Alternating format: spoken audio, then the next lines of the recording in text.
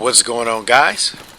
This is Martyrs Brigade 99 coming to you once again with another session of Dark Souls PvP. Alright guys, we're back at it once again with another session of random invasions. But this time around, instead of just going ahead and using my standard strength or dexterity build, I'm going to go ahead and do these invasions featuring good old Kurt.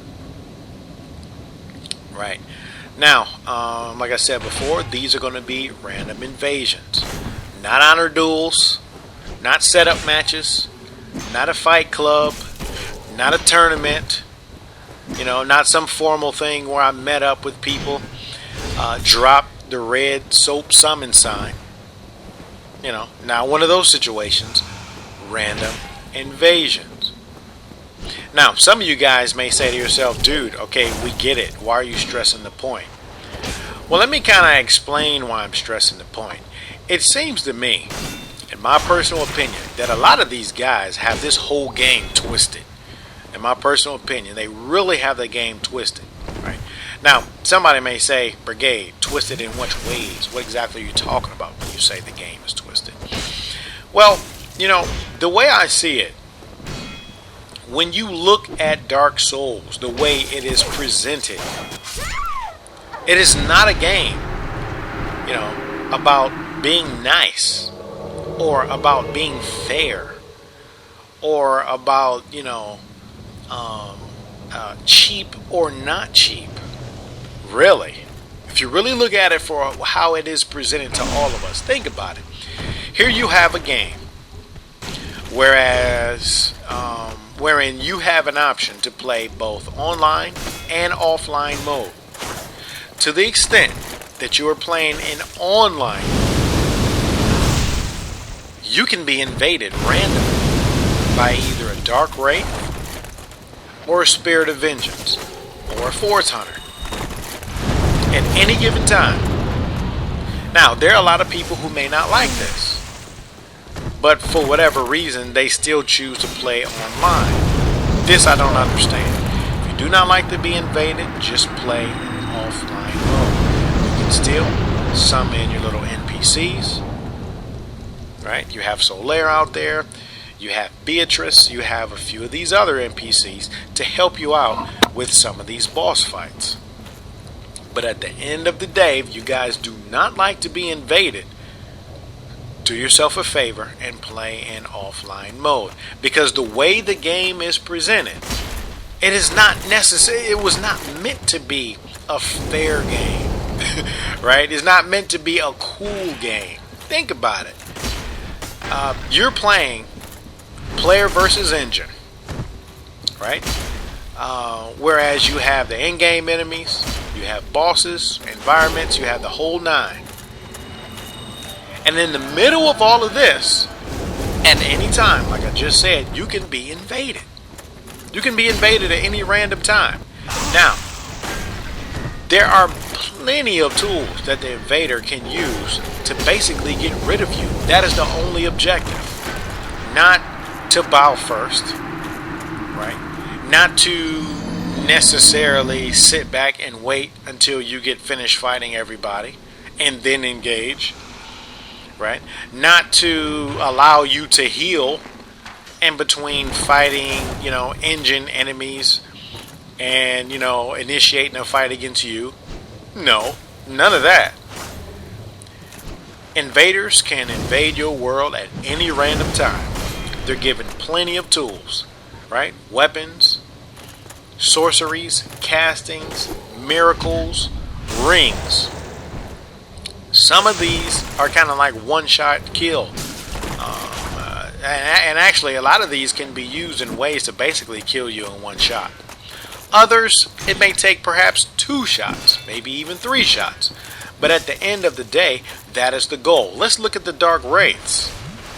I mean, what is really the goal of the Dark Wraith? I mean, is it to be nice? Is it to be some kind of respectful guy? Right? Is the Dark Wraith supposed to be some kind of, honorable dude? Not at all. Not at all. Also, let's look at the spirits of vengeance. What are spirits of vengeance supposed to do? Are they supposed to be nice?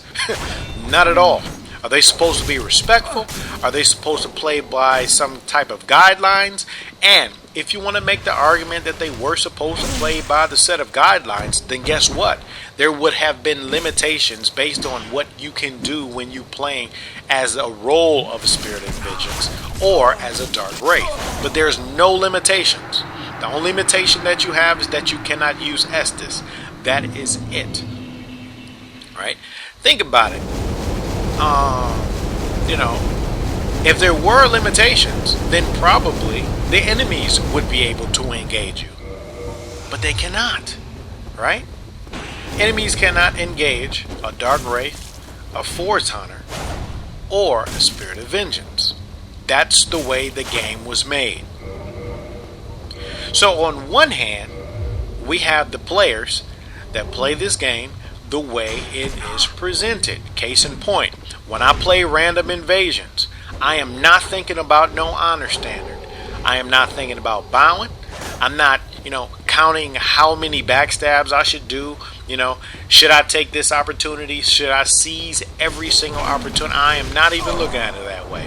When I engage, when I am invading, my goal is to kill the host. Flat out. No exceptions. Now, granted, seeing that I have a lot more experience now than what I did when the game first came out, my methods may be different. Granted, I may view certain tactics as cheap for the same reason that I just mentioned, right? Because my game has matured. It has evolved over the past, year and a half. I don't know when this game came out. Year plus, I'll just say at least a year. My game have improved. My tactics have changed. I no longer rely on those 1 or 2 shot kill type methods. But that's me. There's still a lot of guys out there who may not necessarily be as experienced as I am. Right? They may not have, perhaps haven't played as long as I have. So some of the tactics that some of us may see as cheap only because they kill you in 1 or 2 shots, they see that as a glorious kill. All right? Because their game have yet to mature. They are not ready to be a little more competitive to where they don't have to rely on the one-shot kill strategies. Now, on the other hand, there are some guys who use these strategies that are not new to the game. Granted, they may get a lot of hate, they may receive a lot of disdain, but at the end of the day, this is the way the game was created. This is the way the game was presented to us. Endless options, especially when you're an invader. The only limitation that you have basically is the inability to use humanity. Other than that, you can use any weapon combinations. Sorcery, casting, pyro, ring slots. All of those combinations are available to you. Now, being a little more creative with what you do may offer you a more satisfying gameplay. But at the end of the day, when you are playing the role as an invader, your job is to kill the host. So, because I've kind of, and not only this video, not only, my other montages, but in a lot of my videos, especially the ones where I feature random invasions, I hear a lot of comments about guys saying, what I didn't do up to standard, or that, I backstabbed too much, or that I did this too much, or that I stun locked. First off, it's a random invasions. You guys need to get this idea straight in your heads. Look at the game for how it is presented, not based upon your own individual concept of what is fair or unfair. Right? And I stress that because this game and the players who participate with regard to PvP are faced with conflicting values. I just talked about one value, that value being, hey, this is how the game has presented itself, and I'm playing it the way it is presented. No limitations, no restrictions, no formalities. When taken in isolation, that is definitely legitimate, right? Because if there were supposed to be any limitations, it would have been placed on the gameplay, not some type of self-imposed thing. So let's kind of look at some other type of values. Now, there's some other guys out there who see this as, I kind of don't want to say competition, but I mean, it's kind of like competition, right? They focus more so on improving tactics, not necessarily trying to get a quick kill, right? So when you are putting forth efforts to improve your tactics, not only will you not necessarily use these 1 or 2 shot kill tactics, but you may also despise the 1 or 2 shot kill tactics. This also can be said of experienced players, right? Think about it. If you got a guy who's been playing this game for over a year, and their game is basically matured, it has evolved a lot from when they first opened the game. Hornet Ring and Backstab may not be attractive, right? You may be grossed out at the thought of anybody using a Hornet Ring. Why? Because your experience have taught you that there are plenty of ways to engage without having to rely heavily upon a Hornet Ring. Same thing with poise. Some of the more experienced players may look at a poise stacker and may be, engrossed at the idea that a player would need, 90, 100 plus poise. And actually, I've run into this a lot myself. We may run into some invasions later on, right, where you'll have somebody with, black iron chest piece, Havel's gauntlets, Havel's leggings, in addition to a poise ring. And when I saw it, the first thing I thought to myself is, this guy is ridiculous. I mean, seriously. In other words, as if he didn't already have enough poise without the Wolverine. Right? But you guys have to keep in mind that whenever I make my own assessments of players or my own criticisms of other playstyles, they're all relative assessments. All relative. So in other words, because, I know some of you guys are just so biased against the brigade and against what I put out or against my commentaries, that instead of listening to the entirety of what I'm talking about, you guys focus in on 1 or 2 things. And then, in other words, because you're already biased, you'll focus on something that feeds into your bias. And then you'll say to yourself, see, that's what I mean. That's why I don't like it. But this is what I mean. I've made plenty comments in the past about certain play styles and about certain tactics that I thought were cheap.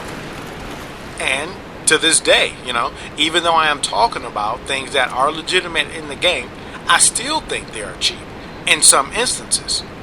And I'm saying that because I'm making relative assessments. In other words, I have a video out there, I think it's called No Respect for Forest Hunters. And basically I'm talking about the idea that, in a lot of cases, especially if you're playing Dark Souls for, let's just say, a 2-hour period. And let's just say for that 2-hour period, you're forest hunting. In most cases, you kind of run into the same guys over and over again. What I was talking about in that video is the idea that if you keep running into the same person over and over and over, you see that person is not using a Hornet Ring, does not have any castings, and is not using a summon, he's all by himself. Why do you need to go try hard with the Hornet Rings and everything? That was my point. In other words, if you're forest hunting, is it really necessary for you to go to those extents, right? And that was basically posed as kind of like, something for people to think about. In addition to that, I demonstrated to myself, because one thing that you guys have to understand with me and my channel, not only do I have criticisms, but I also try to provide evidence of things that I talk about. In other words, I have a video where I'm using the hornet ring in the forest, and actually I'm talking about the forest hunters, and I'm saying, you know, those guys are disgusting, to try hard, blah blah blah, you know. And then, you know, but at the same time, not only will I talk about those guys, but I'll even demonstrate to myself. I say, you know what, this will only be constructive if not only I'm criticizing it, but I'm also demonstrating that it is not a necessity. So I put forth the effort to put forth material to where you guys can see, right? So it's not that just I'm ranting and complaining, but you guys can see for yourself. Yes, there are times when I can use a hornet ring, but it's not a necessity for me. And this is nothing, you know, inherent about me that, you know, my playstyle is so dude, there's nothing awesome about my playstyle, right? Because the only thing with me is I've been playing this game for a long time. There's nothing any different about my playstyle than anyone else's playstyles. I may pay certain attention to details, I may analyze certain things, but this is the same thing that all people do with most games, not only Dark Souls. Right, so somebody may say, dude, that's you, you know, you're just, first off, I'm nothing, right? I'm not doing anything any different than what anyone else can do. But the way that I got to this point is by placing limitations on myself. Now, just because I place limitations on myself, am I saying that there's anything wrong with anyone else? No. But what I am saying is, if you want to improve, learn to not rely on some of these things. Now, just because I make that suggestion, am I saying that it is not legitimate? I am not saying that it's not legitimate. Right? So here's another issue with conflicting values. You have the competitive side, you know, wherein, you know, when you're looking at trying to improve your tactics, and you may look at the so-called cheapness of things, you know, you may assess certain things as unnecessary. Or when you have gotten to the point of playing for so long that you see that you don't have to rely on these things. You may make assessments and say, holy crap, why is that necessary? But see, all of these, like I said before, are relative assessments based upon the person who's making the assessment. For as long as I've been playing, with the experience that I have, do I think hornet rings are a necessity? No, I don't. That's why I have my opinions. Do I think, you know, a one-shot, one-kill method is necessary? No, I don't. That's why I have my opinions. But can I understand, although I may not like the fact that a new guy may use a hornet ring? I can understand. I won't particularly like it, but I understand. And here's the difference between the two values. And here's how they conflict. You have, on the one hand, guys who say, listen, I mean, I just play the game for how it is. I mean, that's just, it is what it is, right? I mean, this is how the game is presented. I'm an invader. My goal is to kill. That's all I'm doing. I'm killing. That's one side. On the opposing side, you have more of the competitive guys, right? Guys who are trying to improve or trying to get better. They may see things unnecessary because they realize that there are plenty ways to engage without having to kill people in one or two shots. So on one hand, you have the people who do, you know, whatever they can to kill by whatever means. You have the other type that say, well, I mean, come on, dude, none of that stuff is necessary. And this is how you have the conflicting values. So keep this in mind, not only when you are having your opinions or your discussions, but when you're making assessments. I'm not saying make excuses for them. I'm just saying ensure that you understand that there are two values with regard to this game. People who play the game for what it is, and those who are a little more competitive and, you know, may kind of place limitations on themselves based upon their own gameplay. Now, we're going to go ahead and continue this discussion a little later on, because I have probably a few more things to talk about, in addition to, you know, just some other random topics of discussion, like in most of my commentaries. Alright guys, well, I hope you enjoyed up to this point. Stand by for part 2 of my random invasions featuring good old Kirk. Until then, Martyrs Brigade is